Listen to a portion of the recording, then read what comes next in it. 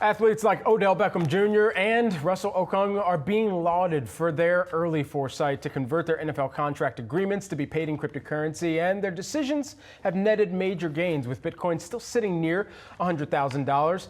An early crypto adopter in his own right, basketball player Spencer Dinwiddie moved to tokenize his NBA contract in 2020 and embraced blockchain technology to provide fans with access to invest in a portion of his success.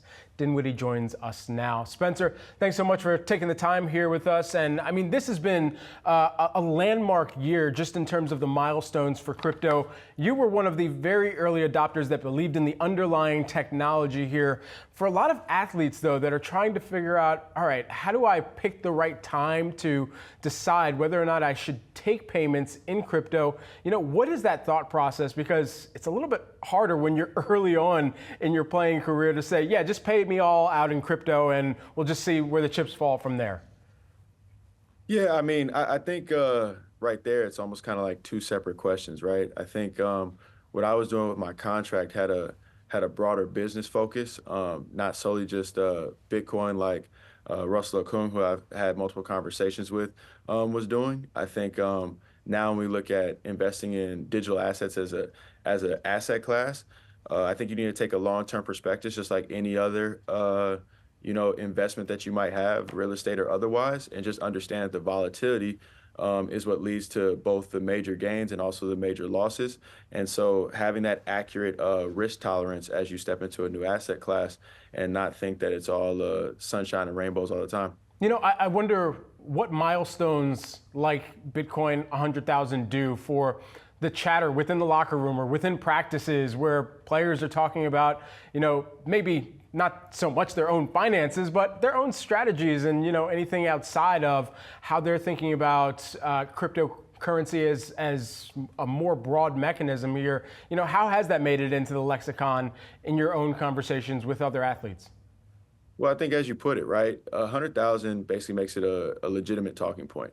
When I was talking about Bitcoin, you know, back in 2017, and we're talking about like, you know, a $3,000 or so, or $5,000 at the time, whatever it was, Bitcoin, it's still seen as almost like a gambling chip or something, right? Like you could go to Vegas and lose, if you're talking about NBA locker room, $3,000 and not think that the world was ending, right? Like I don't really care who you are. I think when you spend $100,000, there's a certain level of impact, right? So it makes it feel real. It's that emotional attachment to certain numbers that I think all humans kind of have just in culture, right? So I think that's what it does. And then when the conversation starts, obviously everybody starts at the top and then works through, you know, what the technology is or, you know, what other coins and communities are looking to pop.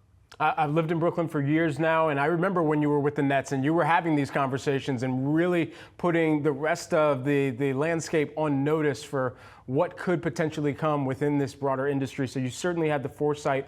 You also have a team with the Mavericks with an owner in Mark Cuban that had foresight as well. One of the only organizations that also engages with crypto and its fan experience. I wonder what those conversations have really been like and how professional sports can further embrace crypto.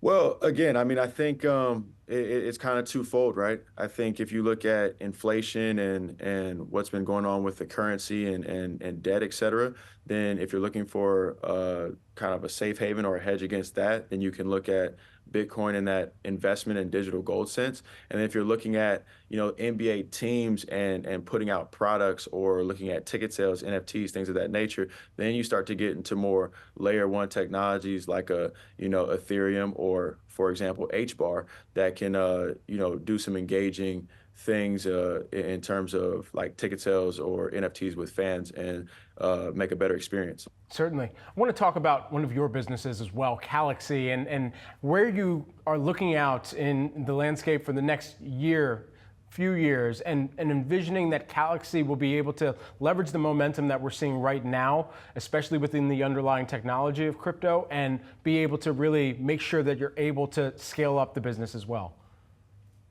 Yeah, and so that's exactly where we kind of started with the tokenization of the contract, and that was, you know, from a securities perspective, in terms of contractual value, and we opened it up to try to, you know, do more utility based modeling, especially around creators.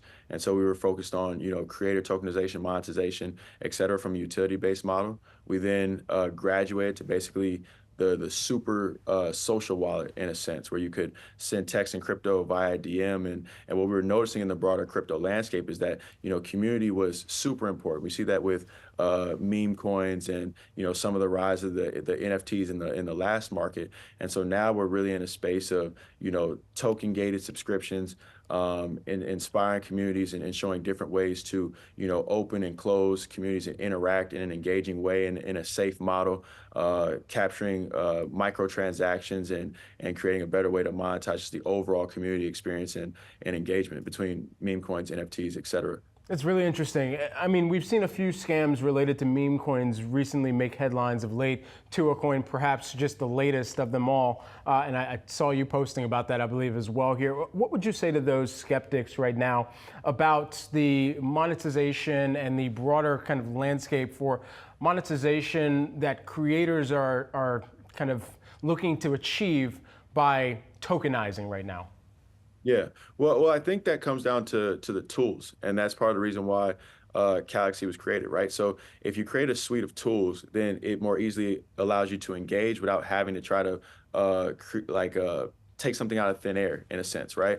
So for a creator, they're looking and saying, okay, I have this community, I want to engage with them, and what's been popular up to this point is effectively a rug pull, and I don't even know if these people have done it with poor intentions. I think they just launched a token. People were extremely excited about it because obviously, hey, your favorite influencer or whatever, for whatever reason, is launching a token you want to support. And then you realize, oh no, there's no utility in this, or there's no tools to interact.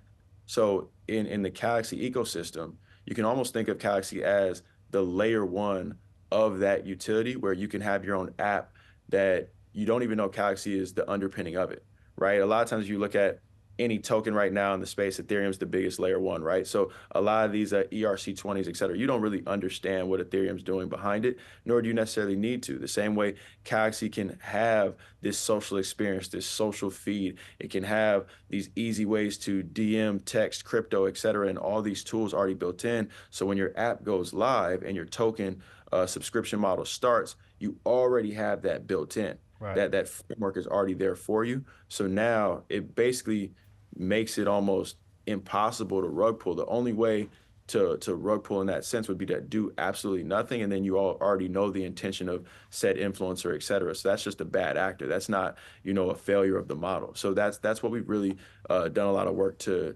build, and we think will take off in the next 8 months. Can't wait to check back in the future. Spencer, thanks so much for taking the time, and good luck the rest of the season as well. Thank you, brother. Appreciate you.